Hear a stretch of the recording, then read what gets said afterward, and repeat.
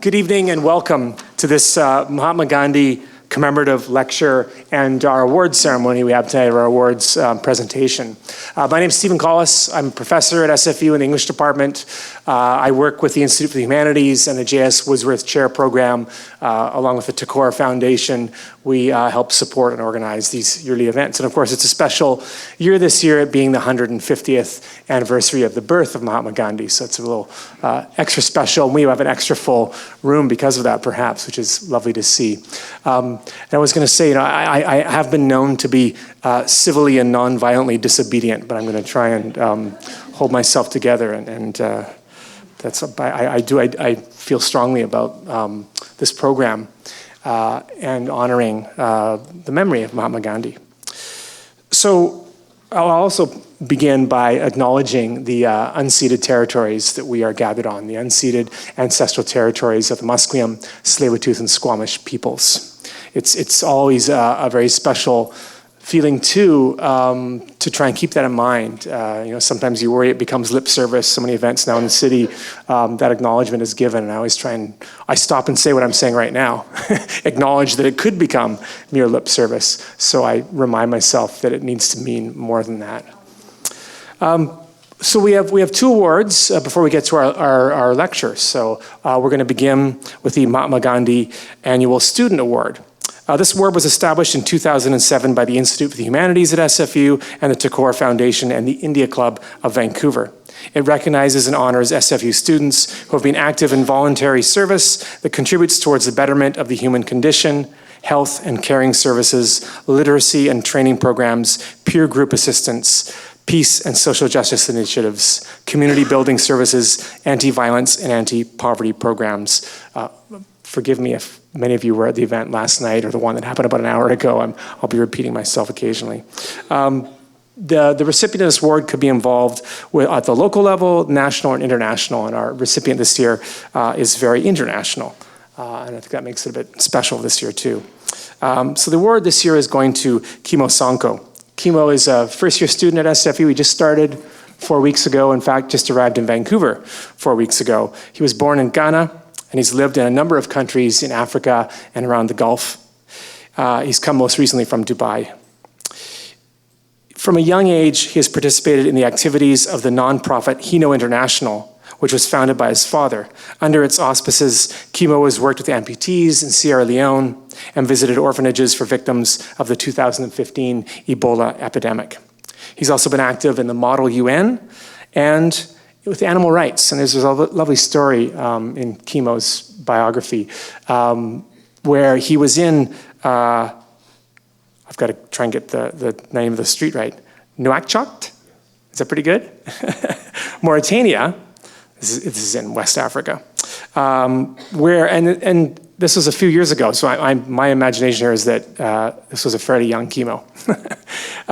He witnessed a donkey pulling a cart that was being beaten severely by its driver, to the point where the animal was bleeding and clearly suffering. Being very upset, Kimo convinced his father that they need to do something, and what Kimo had in mind was a best donkey prize to honor the animal. And I think because of the family that Kimo comes from, they managed to involve government, NGOs, religious leaders, and the media in a campaign to sensitize donkey owners throughout the country on how to treat their animals better.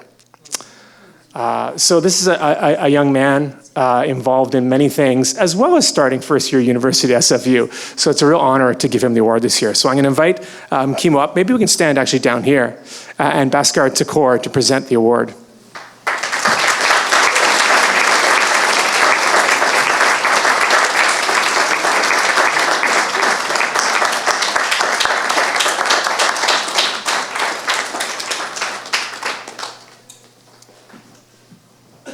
And now, Kimo, you can say a few words if you'd like. Do you want to try and sit here too?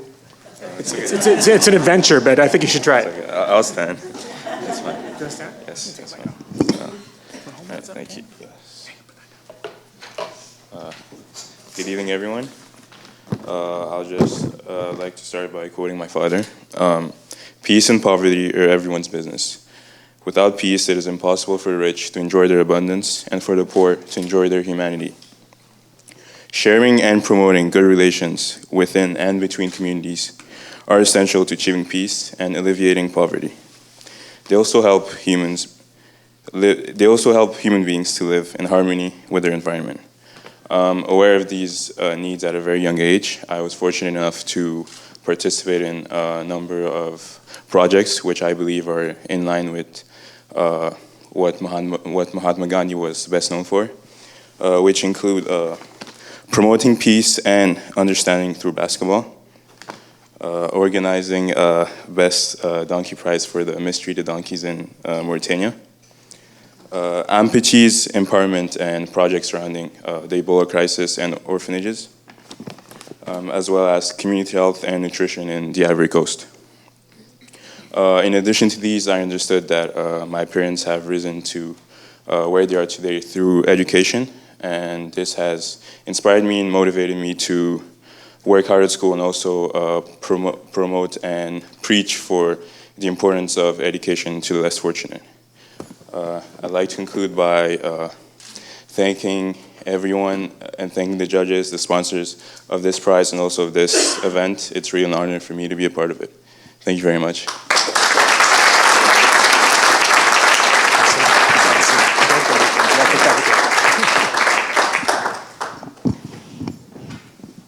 Thank you, Kimo.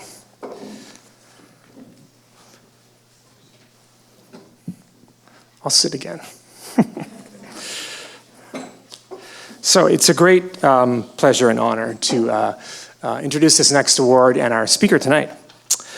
The Takor Visiting Scholar Award has been awarded annually since 1991 at Simon Fraser University. It honors individuals who have devoted their lives to creativity, commitment, and a deep concern for truth in public life, which includes, but is not limited to, showing the connection between academic values and critical public spirit. The award also recognizes commitment to Gandhi's ideals of truth, nonviolence, social justice, religious tolerance, education, ethics, and politics. In addition to these principles, the award adds racial equality and concern for balance between industry and the environment. This year's award recipient is Raffi Cavoukian for his lifelong focus on honoring children, education, and the promotion of an overall culture of peace. Mahatma Gandhi made a living art of nonviolence. His brave commitment to live without violence in thought, word, and deed. Along the way, he made an astute observation. Quote, "If we are to reach peace in this world, we shall have to begin with the children." End quote. How does nonviolence apply to children's lives? More than the absence of violence, nonviolence is a commitment to compassion for all, and our compassion for the very young can nurture their own innate seeds of compassion in a way of life, co-creating a culture of respect. Wrong way. So, our award winner tonight, a renowned singer known by his first name, Raffi. Raffi was a pioneer in quality recordings for children on his independent label Troubadour. For millions of fans, Raffi's music was the soundtrack of their childhoods, and they took his signature song, Baby Beluga, to heart. These Beluga grads, I think SFU should start producing and officially recognizing Beluga grads, perhaps, now share his music with their own children. Raffi has been described by the Washington Post and the Toronto Star as the most popular children's entertainer in the English-speaking world and Canada's all-time children's champion. Raffi is a music producer, author, entrepreneur, and ecological advocate. In 2010, he founded the Raffi Foundation for ChildHonouring, a global movement that views honoring children as the best way to create sustainable, peacemaking cultures. Raffi has received the Order of Canada, the Order of BC, and the UN Earth Achievement Award, and 4 honorary degrees from various universities. In a career spanning 4 decades, Raffi has refused all commercial endorsement offers and has never taken part in advertising to children. See, you've never watched a commercial in which Baby Beluga was used to sell, I don't know what, toothpaste? That's what they would sell. It's kind of remarkable. He's a passionate supporter of commercial-free childhood, and in 2006 was awarded the Fred Rogers Integrity Award for his work. So please welcome Raffi. And Basker.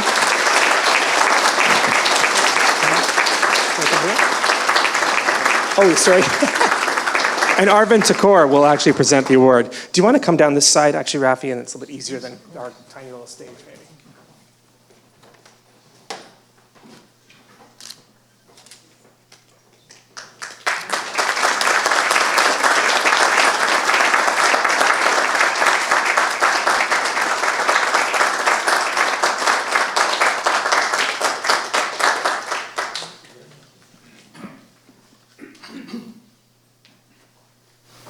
It's got my name on it.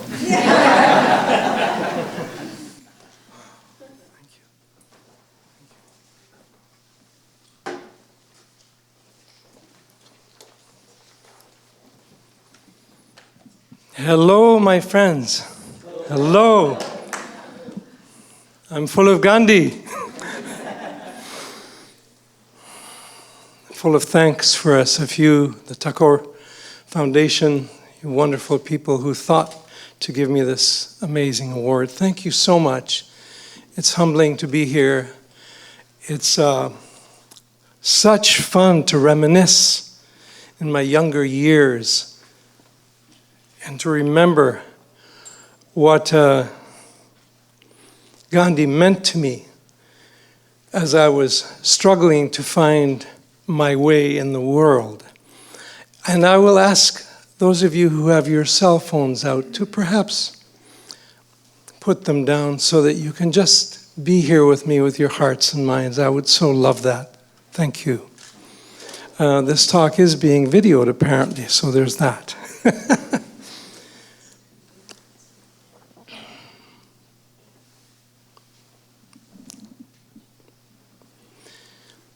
I was born in Cairo in 1948, the year Gandhi passed from this earth. Of Armenian parents, I came to Canada in 1958 when I was 10 years old. Started to learn English. We'd already been studying English and French, as well as Arabic and Armenian in the Armenian private school I went to in Cairo.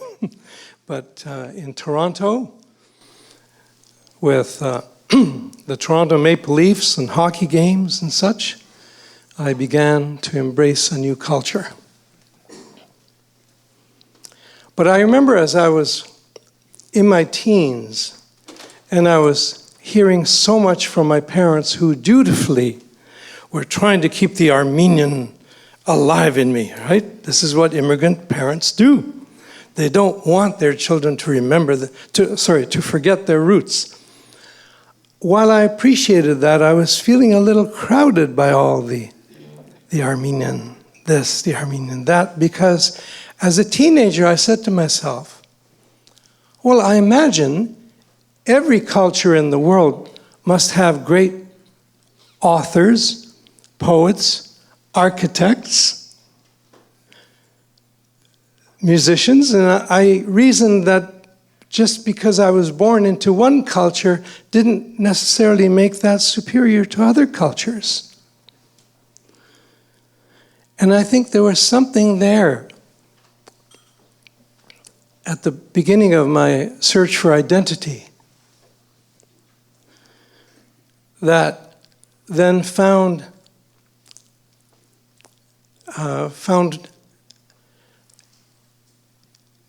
books that I was drawn to. People like Robert F. Kennedy Jr., the Civil Rights Movement, the 1960s, were giving me the sense that what I was feeling as this teenager, struggling with both my roots and what I felt to be a universal human condition. It was just the beginnings of that feeling within me. Then when I read about Gandhi's remarkable life, I said to myself, oh, yes, I may be onto something here in my own musings, because look, what Gandhi was all about was the universal human condition. That's what he was all about. And what a remarkable human being. My goodness. He was an original, complete original. He didn't get dressed up for any function. You know, he was going to visit someone at some palace or government building. There he would go in his, what do you call it in Indian? In his dhoti, yeah. Yeah, they just had to take him as he was. What courage that takes. I admire that. I might take my jacket off a little bit later. Thank you.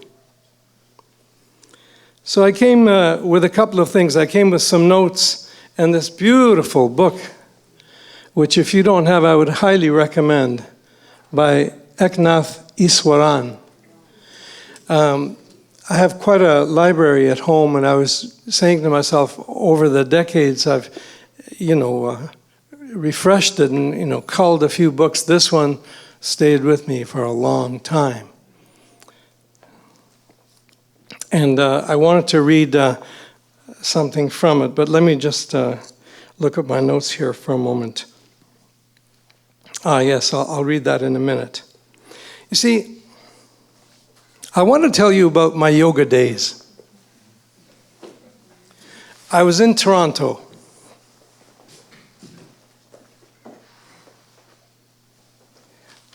And married then to a wonderful kindergarten teacher who was very compassionate and who taught me all about respect for the young child as a whole person.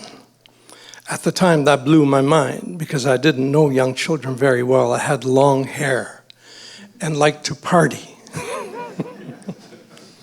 But Deb was a kindergarten teacher. She taught me about the young child as a highly intelligent being worthy of respect. And respect became the number one core value in my work through all these decades. But I digress. I was going to tell you about yoga.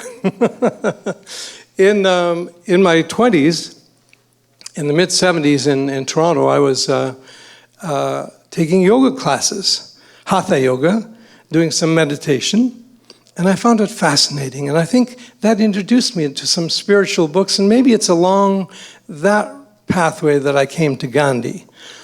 I remember this very clearly. In 1979, after I had 3 hit albums for children by then, Singable Songs, More Singable Songs, and Corner Grocery Store, the first 2 of which had gone gold, and I think the first one had gone platinum in sales. I was sitting in meditation in 1979, and my feeling was this. I said in a prayerful way, I said, everything I ever wanted, I now have. What can I now give?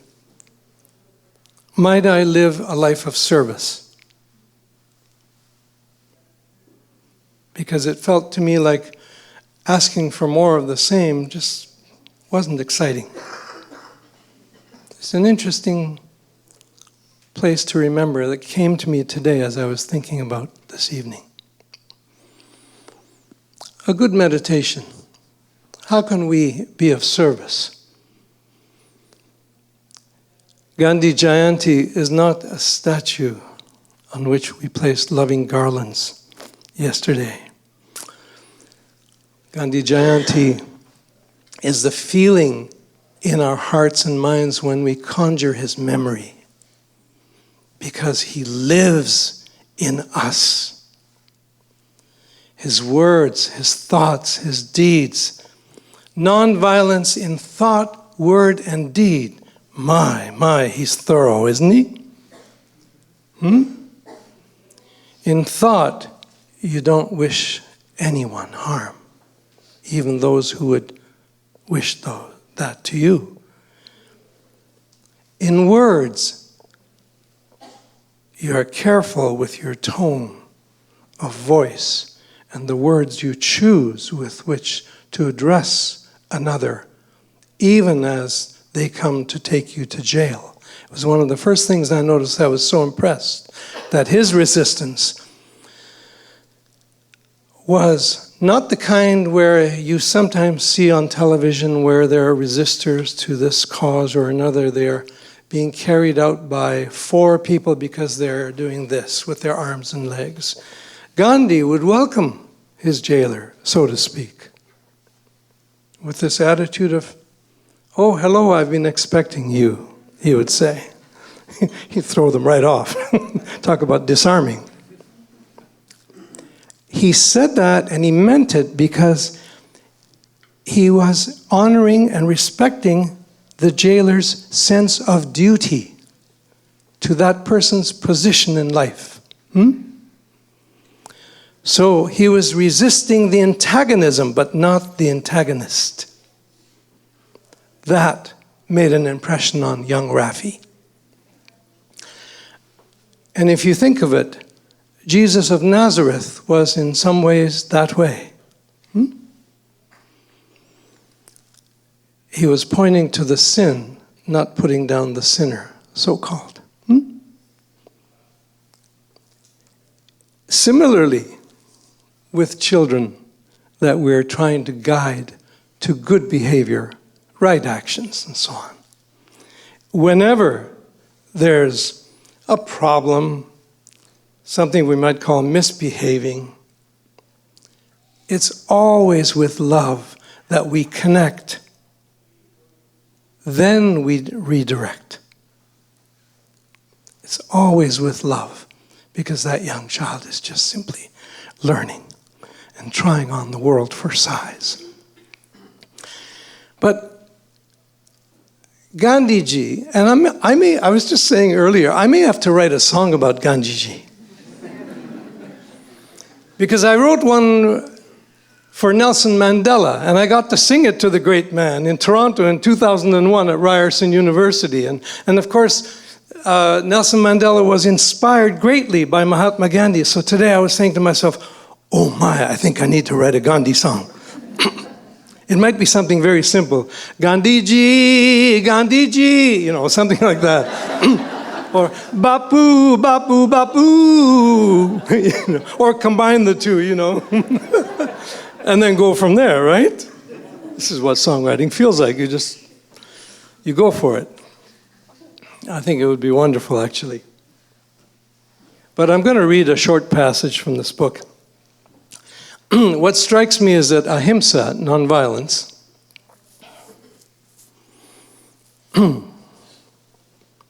in Gandhi's mind, there was a power to it. He came to use the word satyagraha. Truth, force, it's been translated. And let me read this little bit and comment. It says in this wonderful book, the Sanskrit word ahimsa does not contain a negative or passive connotation, as does the English translation nonviolence. The implication of ahimsa is that when all violence subsides in the human heart, the state which remains is love. When all violence subsides in the human heart, the state that remains is love. It is not something we have to acquire. It is always present and need only to be uncovered. This is our real nature. Not merely to love one person here, another there, but to be love itself. Satyagraha is love in action. How remarkable. So, when Gandhi talked about being the change we seek in the world, this is what he was talking about. To be love. And when you keep in mind that each one of us was once a baby, yes, even you, even me, right? We came into this world with that essential nature innate, regardless of where we were born. Or what economic standing our family had.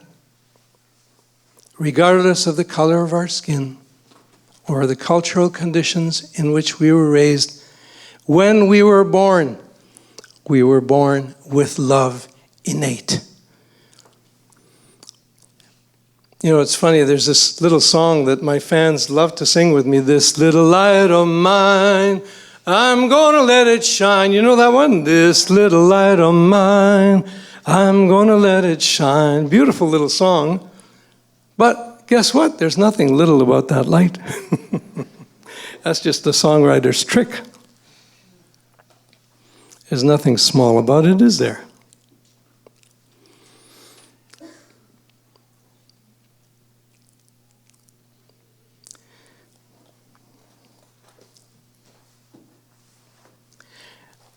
I live on Salt Spring Island. My Raffi Foundation for ChildHonouring, and our executive director, Dana Ipma, is here today. You'll meet her later. She's in the corner. In my office, my foundation office, on the wall is a framed collection of stamps from India. I'll show you the picture later. And it's commemorating National Children's Day, which apparently began in 1947 with Prime Minister Nehru.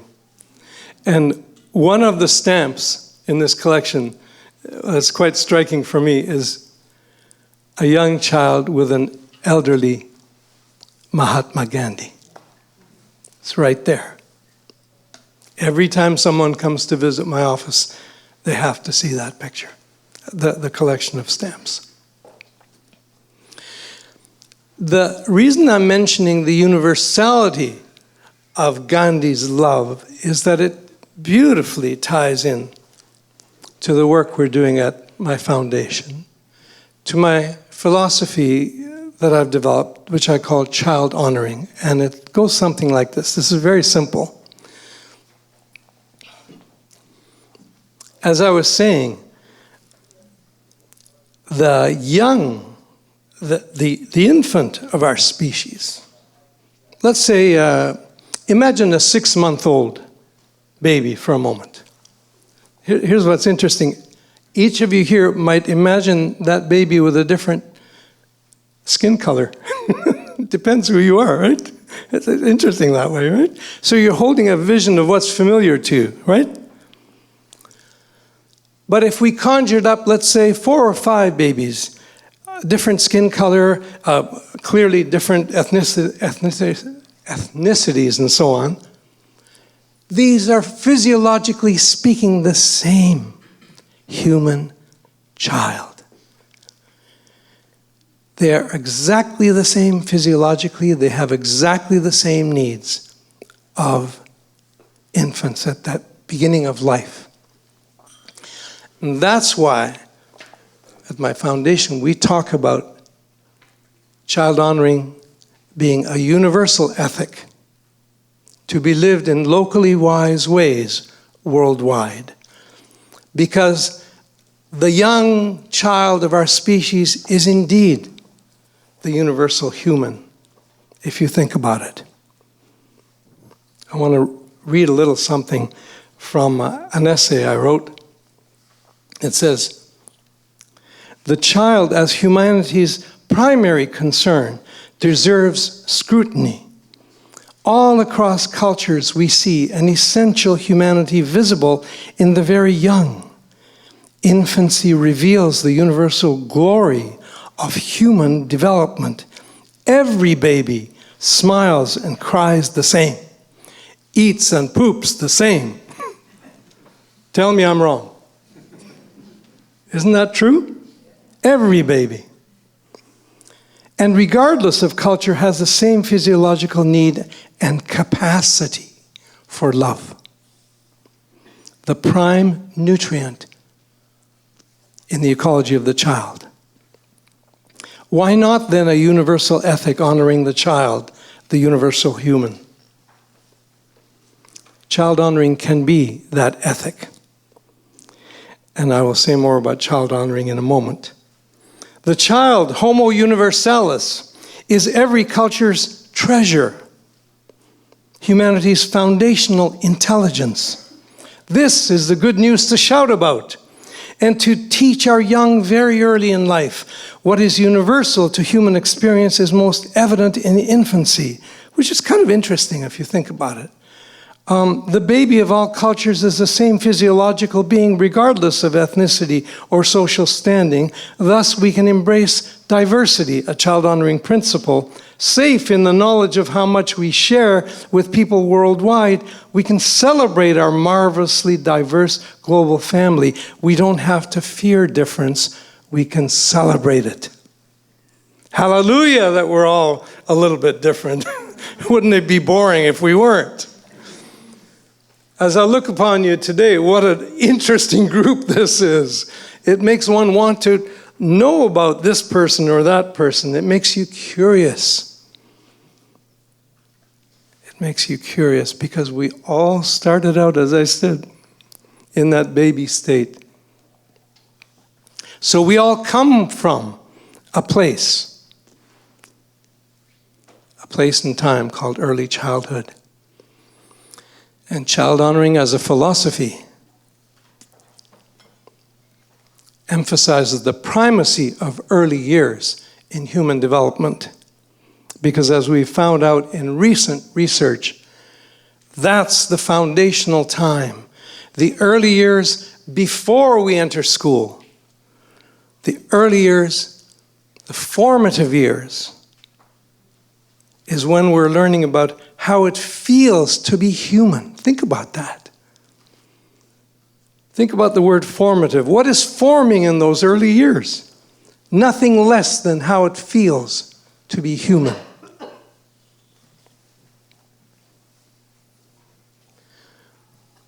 So, in this glorious career I've had entertaining children, and it's still ongoing. I was just in Ottawa and Toronto last weekend, singing for a big crowd of Beluga grads and their children. In this marvelous career, I've had the pleasure and privilege of, child advocacy, advocating for the young child as a being worthy of respect. In many, many media interviews over the years. It's just been a joy because you're talking about fundamental truths. And keep that word truth for us in mind, satyagraha. Keep that in mind. The nonviolence, as we were hearing earlier, is not something to be acquired. It's a wholeness to grow into. Because it is of you. It is of your nature. Somewhere along the way, after years of doing media interviews, of advocating for young children, I started wondering what in the United Nations there's a phrase at the UN that they use, a world fit for children. I said to myself, that's an interesting phrase. What would that look like? What would a society be like that truly respected its young as its formative intelligence? Because don't forget, in the early years, while you're in the mode of play, you're in a playful mode of being, you're like 2 years old, everything's new. And what are you learning? You're learning the most sophisticated human tasks, skills. Language acquisition, speech, syntax, grammar. How interesting that evolution didn't see it fit for us to learn those things later. That's an odd way of putting it. Let me put it positively. How interesting that evolution saw it fit to give the most playful among us the most sophisticated of human things to learn.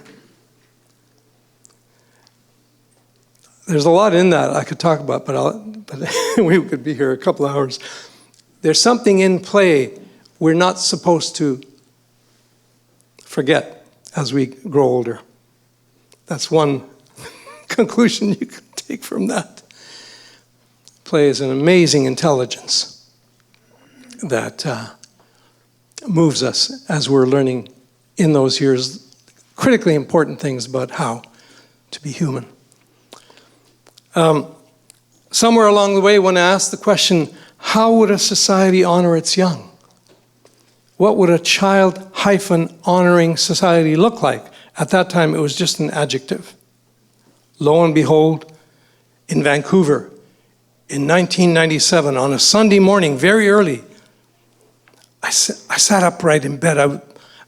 I was awakened from a sound sleep by a vision.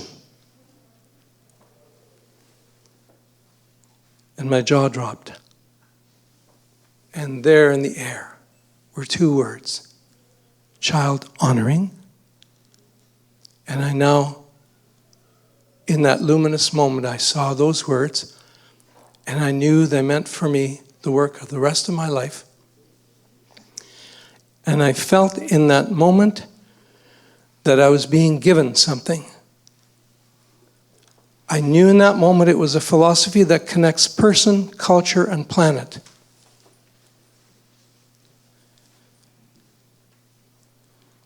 And over the next couple of years, I did the work of coming to know what I knew in that golden moment. What was this? What is this that's just been given to me that I couldn't say no to? What is this? I would talk to everyone about it. People got tired of hearing me talk about child honoring, I can tell you that. Everywhere I looked, I got encouragement. You're onto something, they said. In 1999, 2 years after that vision came to me, I was in Charlottesville, Virginia. It was New Year's Eve. I was with a family with a young child, and we had retired early for the evening. And I went to my second floor room and was getting ready to sleep, and I thought, oh, I'll just take a book off the bookcase, just help me nod off. Well, sure, I had to pick the Declaration of Independence of the United States. I thought, oh, this is interesting. I'll look in here and see if there's any mention of children. No.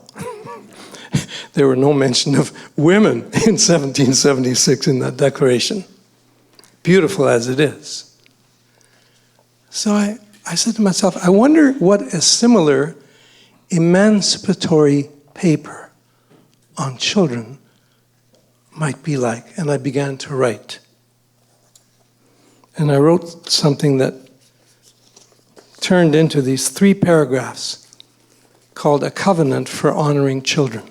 It's the core document of my philosophy. We find these joys to be self-evident, that all children are created whole, endowed with innate intelligence, with dignity and wonder, worthy of respect. The embodiment of life, liberty, and happiness. Children are original blessings, here to learn their own song. Every girl and boy is entitled to love, to dream, and belong to a loving village, and to pursue a life of purpose. We affirm our duty to nourish and nurture the young, to honor their caring ideals as the heart of being human, to recognize the early years as the foundation of life, and to cherish the contribution of young children to human evolution. And we commit ourselves to peaceful ways and vow to keep from harm or neglect these, our most vulnerable citizens, as guardians of their prosperity. We honor the bountiful earth, whose diversity sustains us. Thus we pledge our love. Thus we pledge our love for generations to come, a covenant for honoring children. And I recall in 1999, I was getting speaking invitations. I spoke at the University of Virginia on child honoring. I was at the New York Academy of Medicine before 300 people at 5 p.m. after a full day of scientific briefings. I was up on stage talking about child honoring at 5 o'clock in the afternoon. 20 minutes and I got a standing ovation, and I knew I was onto something. I knew I was onto something. So the following year, it seemed right for me to pull 9 principles out of those 3 paragraphs. Because people would say, what is child honoring? They kept pestering me about it, because I kept pestering them. And I'd say things like, well, it's like, you know, when you're building a house, you don't start with the roof, you start with a firm foundation. They go, oh, but what is it? I say, well, you know, it's not prescriptive, it's invitational. And they say, yeah, but what is it? So these principles came forth to help answer that question. I'll just go through them briefly.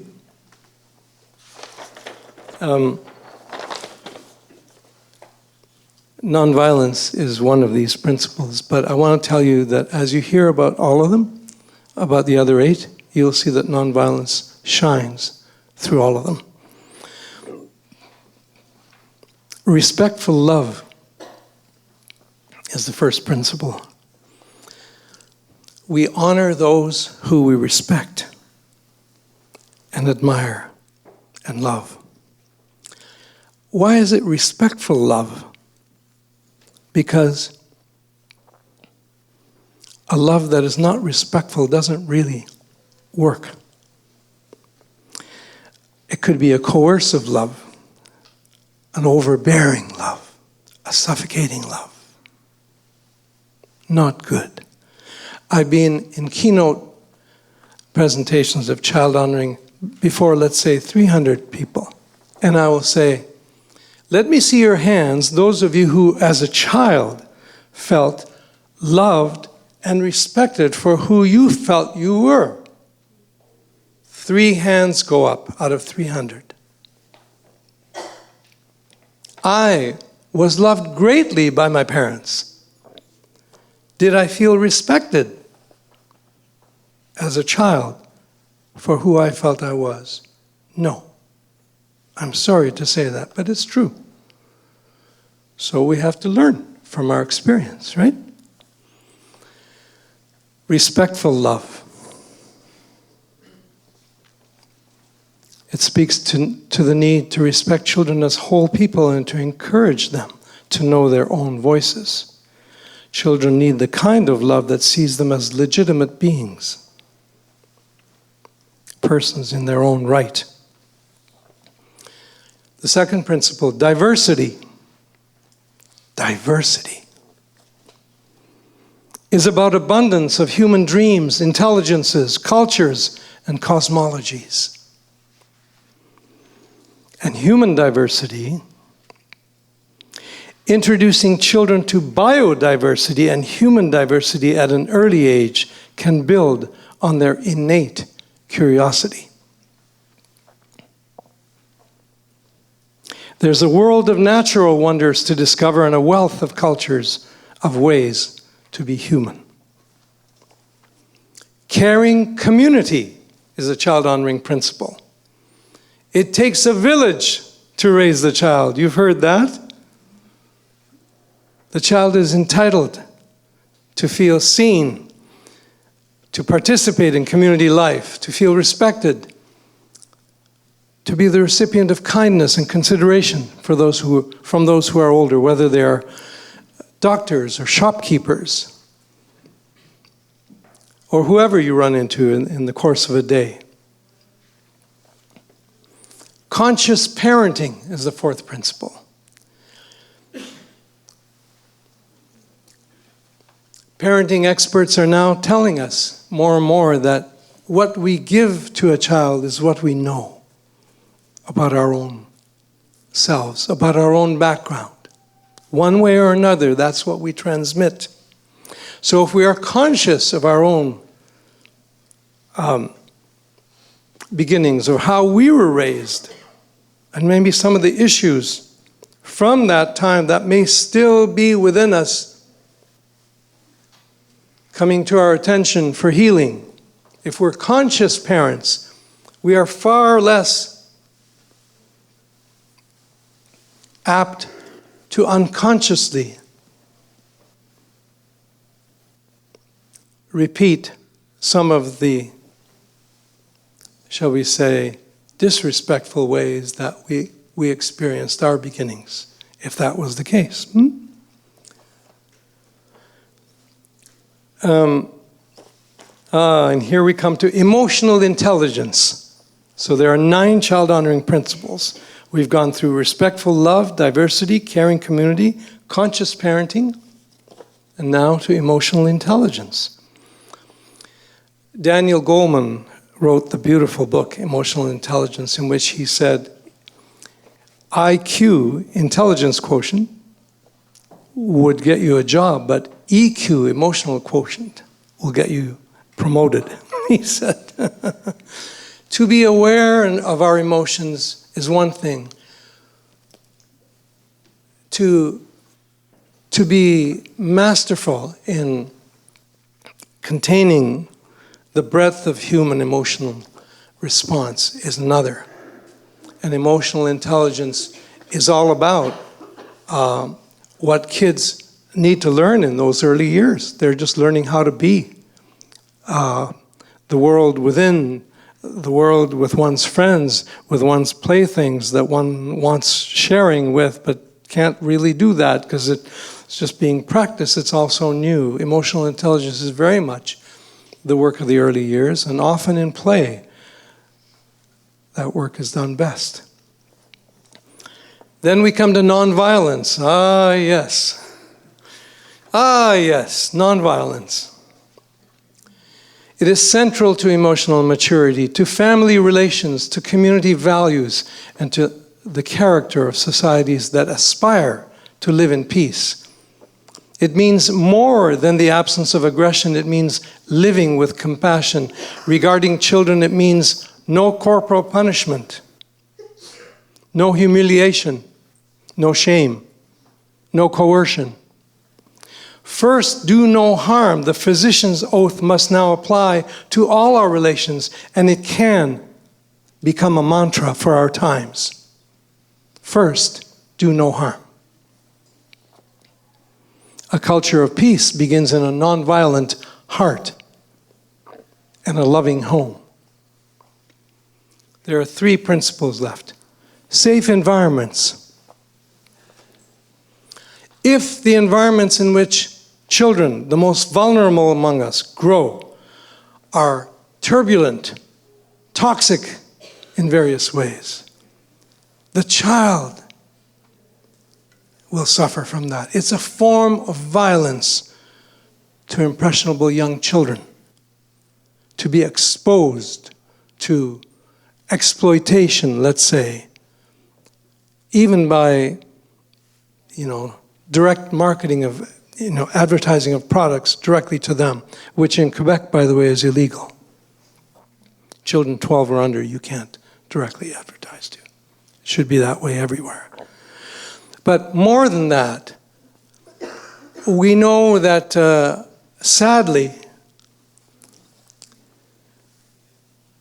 in our surroundings, especially in cities, in the air we breathe are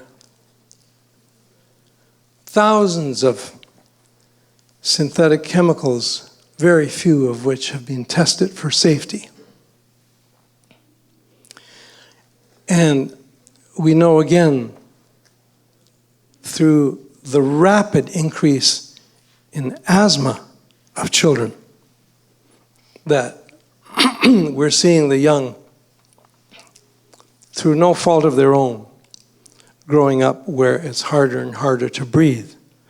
Now, some urban populations have this problem a lot more than others. I won't name cities, but I think we're aware of some around the world that are indeed very, very difficult for people to get around in. And you see sometimes masks being worn. This is a form of violence to the very young, who have a physiological need for clean air, clean water. It's why in 1979, when I wrote my song, All I Really Need, which some of you may know from my Baby Beluga album. One verse says, "And I need some clean water for drinking. And I need some clean air for breathing so that I can grow up strong.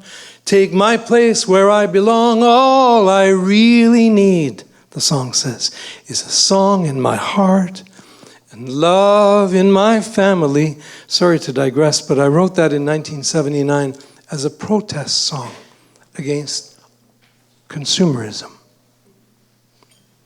All I really need, the basics, a song in my heart. What does that come from if not feeling respected?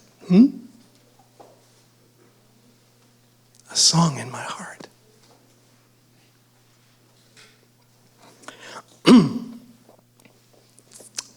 I have two more principles. Sustainability refers not merely to conservation of resources, renewable energy development, and anti-pollution laws. To be sustainable, societies need to build social capacity by investing in their young citizens, harnessing the productive power of a contented heart. The loving potential of every young child is a potent source for good in the world. Sustainability is not just about air, water, and soil.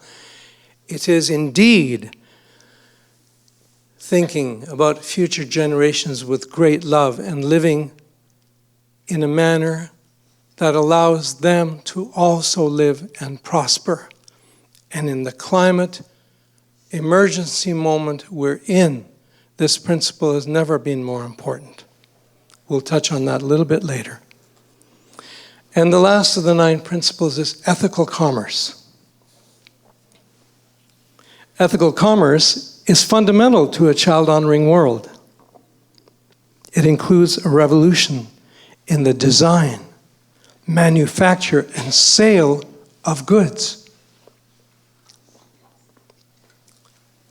Corporate charter reform, triple bottom line business, full cost accounting, tax and subsidy shifts, political and economic cycles that reward long-term thinking. Ethical commerce would enable a restorative economy devoted to the well-being of the very young and thus the benefit of the whole. So are you getting a sense of this child-honoring philosophy that came to me in a vision, which I knew in that moment connected person, culture, planet? As I flesh it out a little bit, are you getting a sense of what the promise of this is? It's not a small idea. Child honoring is not a small idea. It seeks to be an organizing principle for peacemaking and therefore sustainable cultures.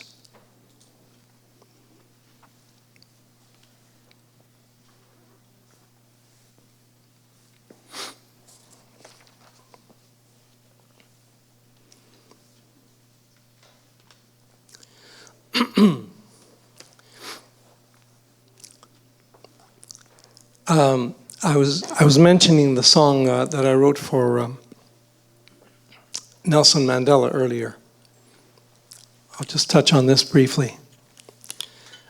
Mandela was such a hero. Spent 26, 27 years in prison. His captors felt that they were the ones imprisoned in their roles of keeping him captive. There's Mandela in his prison, feeling quite free. You can meditate on that lesson for a long time. In 2000, he said something that got me, that inspired me. He said, in his husky South African voice, "It is not enough," he said, "for world leaders to spout empty rhetoric. What we must do," he said, is to turn this world around for the children. So I made that into a song. I got to sing it to him. And the song went, turn, turn, turn, turn this world around for the children.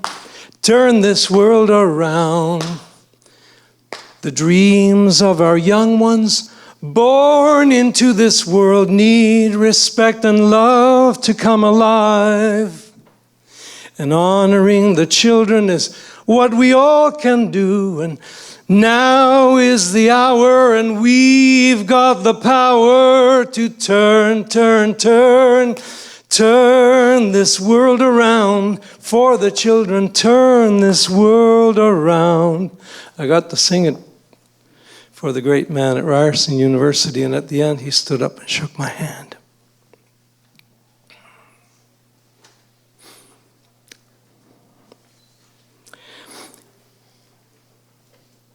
Child honoring is aligned with the United Nations Convention on the Rights of the Child, of which Canada is a ratifying member.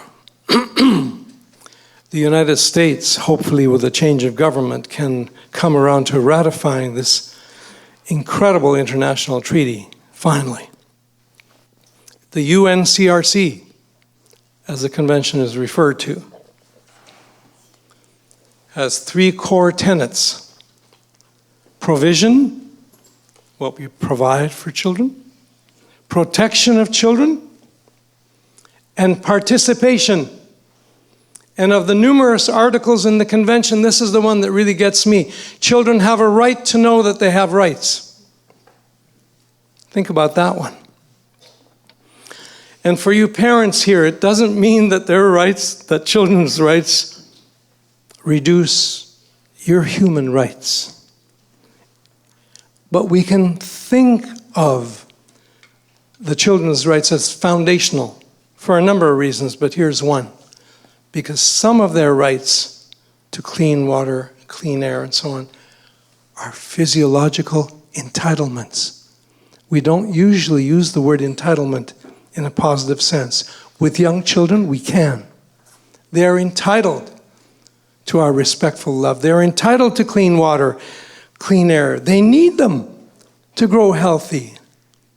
These are not frills. This is the stuff of life itself. So,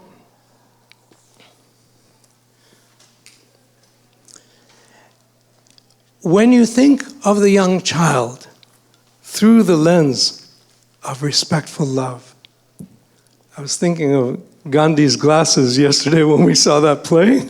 I was thinking we should have child-honoring glasses.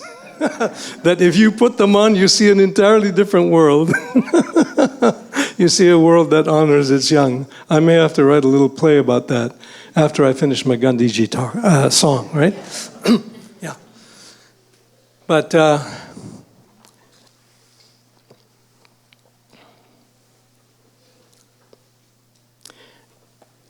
I was thinking back to 1982 and the song I wrote on my Rise and Shine album. It goes like this. There's a big, beautiful planet in the sky. It's my home, it's where I live. You and many others live here too. The earth is our home, it's where we live. And back then in 1982, I was singing about wind power, solar energy. We can feel the power of the noonday sun, I sang. A blazing ball of fire up above, shining light and warmth enough for everyone. A gift to every nation from a star. There's a big, beautiful planet in the sky. It's my home, it's where I live. Children sing that with me in concert. The Beluga grads sing it with me now. And the other verse said, we can feel the spirit of a blowing wind, a mighty source of power in our lives. offering another way to fill our needs. And there are other ways. There are many other ways, actually, than wind and solar. A gift to every nation to carry on. We are at that moment of choice now. We are at that moment of choice. How we power our society in the next 10 or 11 years is critical to our children's future and to any sense of habitable societies filled with joy. I want to, in the closing part of my talk, to talk about this moment that we are in, keeping in mind Ahimsa, keeping in mind the immense power of our love for our young, our children, our grandchildren, the one you want me to meet. He's 11, right? And there's a 6-year-old as well, yes? Beautiful children. I saw them yesterday in that play. We can imagine, this is almost 2020, we can imagine 10 years from now. 10 years is not that long a time.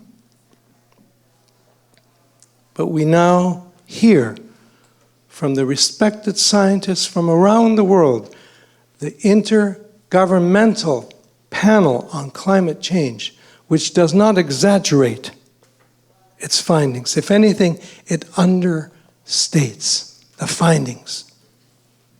We now hear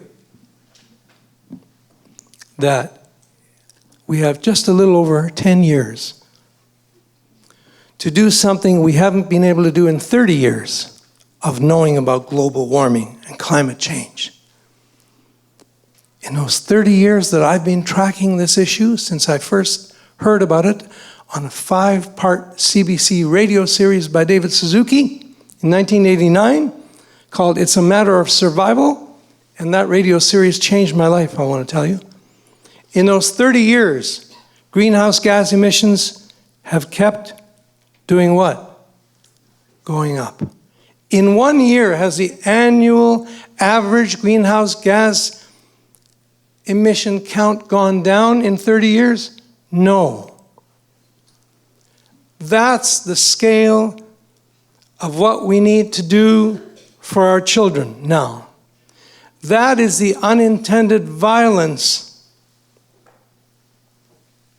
to all we hold precious on account of greed and corporate accumulations of power. This is now what we're tasked with, is to turn this around, this climate emergency. Read Bill McKibben's new book called Falter.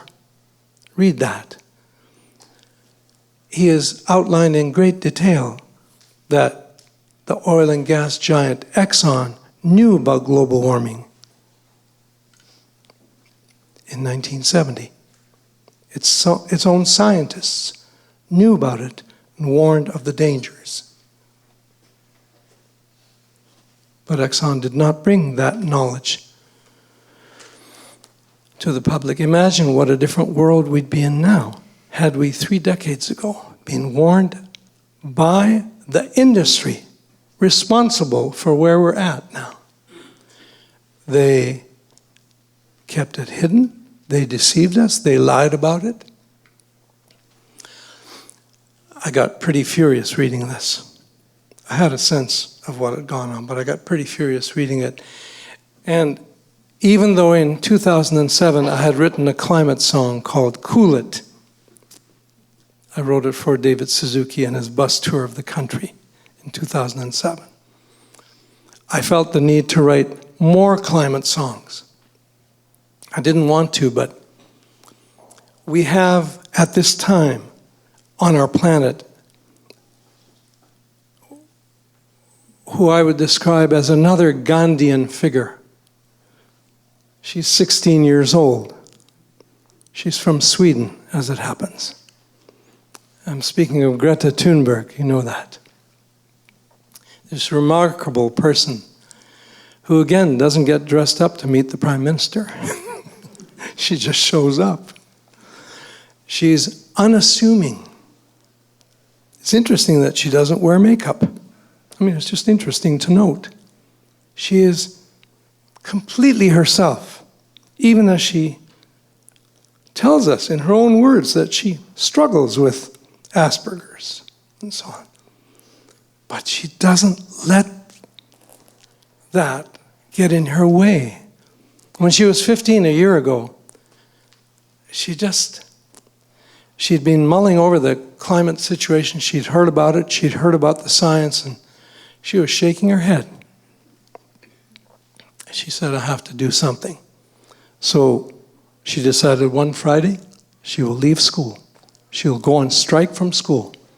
She went and sat with her sign, striking for climate, in front of the Swedish Parliament buildings. She just sat there by herself. And then she invited others to do the same the following Friday. And there might have been a few more, but she kept going. She did this every Friday until the media got wind of it. And as you know, today, news travels very fast around the world, which makes Gandhi's achievements even more remarkable given that there was no social media in his time. But Greta Thunberg, I had to write a song. That's what troubadours do. They sometimes mark a moment in time, or they give praise to someone. Oh, that wasn't it. So I wrote a song called Young People Marching. And I still hope it gets to Greta. But Young People Marching is a rousing song in which I pay tribute to Greta and to the millions that she has inspired. I think the young now are our conscience. And they're not going away. They're angry. They're sad. And they're anxious. Climate anxiety is a thing now. I hear about this from a psychotherapist I respect, who I know very well. She says it's in what her clients are bringing to her. Parents who lose sleep for their fears for their children. And imagine what the teenagers feel when they are well-informed. And believe me, they are so well-informed. It's unbelievable. When I see some of these young climate activists, like Jamie Margolin, who co-founded This Is Zero Hour, when I hear them speak, my goodness, they're articulate. How can we say no to these people? They're talking about a theft of futures. And yes, no one can guarantee a future. But clearly, no one has the right to take it away or diminish it through ignorance, through willful, reckless. ...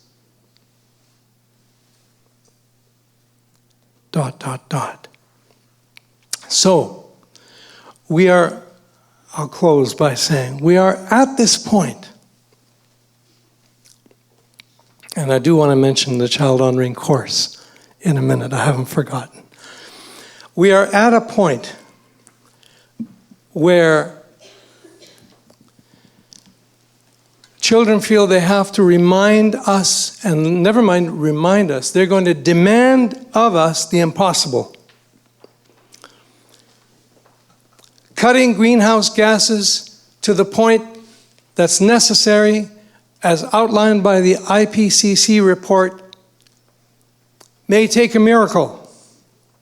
But I say to people, the miracle is you, and you, and you.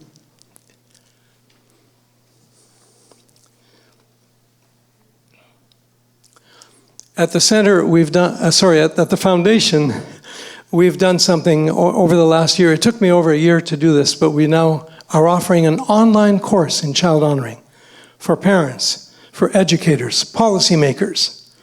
We've gotten great initial feedback. It's an interdisciplinary course in conscious living. And yes, it does touch on the climate crisis, but we may have to ramp that language up, because even in 4 or 5 months on social media, the hashtag went from climate crisis to climate emergency. Just to, as a way of thinking about this, in 2009, when the renowned climate scientist James Hansen, formerly of NASA, wrote his book, Storms of My Grandchildren, which is an amazing book which you should read. The subtitle of the book has the words, "The Coming Climate Catastrophe and Our Last Chance to Save Humanity." That's from a scientist who's not given to speaking in public. James Hansen felt he owed it to his grandchildren to write that book with that subtitle. So, someone asked me the other day in a media interview, she said, "So Raffi, are you hopeful?" And I answered her this way. I said, "I'm active." I said, if we have a climate emergency, it calls for emergency responders. That's what emergencies call for. I'm looking at you, and that's what I see now. I'm hoping you'll take this suggestion and reflect on it deeply. Every one of us is needed as an emergency responder. Every single one of us. Each in our own way. We're all going to do different things. But we're not going to do nothing. We're going to speak out. We're going to write. We're going to email. We're going to fax. Ooh, what's that? We're going to do what it takes to amplify the voices of the young out of the great power of our infinite love that's innate. That's what we're going to do. And I would ask any of you to visit RaffiFoundation.org, have a look at our online course. Please tell your friends about it. And I thank you all so much for being here with me today. I've so much enjoyed sharing with you. Thank you.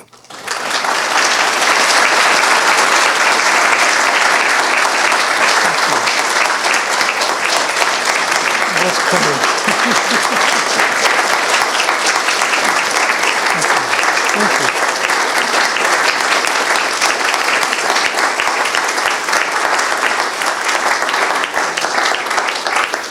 Thank you so much. Thank you. Oh, yeah, it is on. Good. We have time for a few questions, if Raffi will bear with us. So if anyone has a briefly worded question or comment, you can come right over here to this microphone, because then everyone will hear you and you will be recorded. I'm going to be brave and ask the first question. Oh, okay. The one that's on my mind anyhow. And it's sort of going back over the story, and you gave us a real life story. As well as bringing us to this very pressing contemporary moment. But I'm curious, I think when you started out a musician, I don't think you started out to play for children necessarily. And so how did that come about, and why, do you think, why did that grab you? Do you have a sense of why that started to work for you? And I wrote about it in my autobiography. It's called The Life of a Children's Troubadour. And briefly, I was singing in nursery schools at the time, and in grade 1 and grade 2 classrooms in Toronto. I was a struggling folk singer, and I was earning extra money. And I found that the children seemed to be enjoying my sense of humor.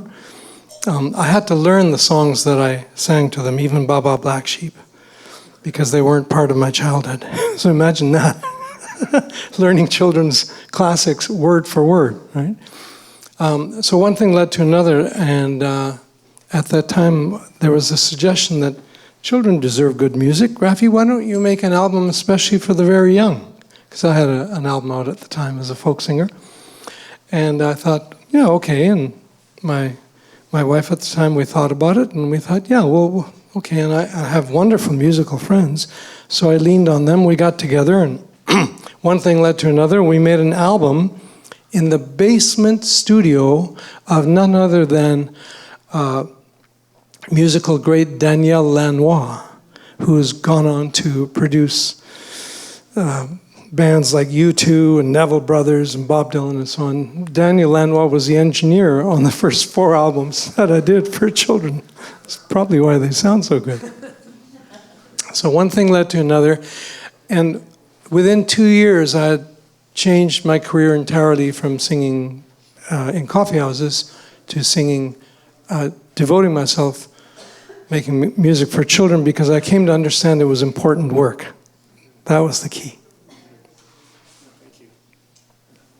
Anyone else with a question? If not, that's all right. We'll hobnob. Have you written anything for children, children's books? Children's books. That's a good question. I have one in mind yet to write, but no, I haven't written children's illustrated stories, but what we've done is we've made books of some of my songs. So there are board books of, say, Baby Beluga, Wheels on the Bus, Down by the Bay, and they're beautifully illustrated, and even babies are enjoying, their parents reading these books to them. And apparently when you read to young children the words that they hear in song, something magical happens, and at some point they connect. I can't explain how this works, but it's good for them. So these books have become quite popular. 3 million of them have been sold and are in print. It's amazing, just amazing.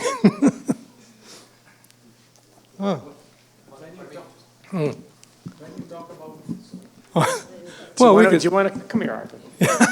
Shove up, right over there. When you talk about this corporate advertisement, Yes. that has been going on for years, how does one, as an individual or as a group or as a society, try to temper it?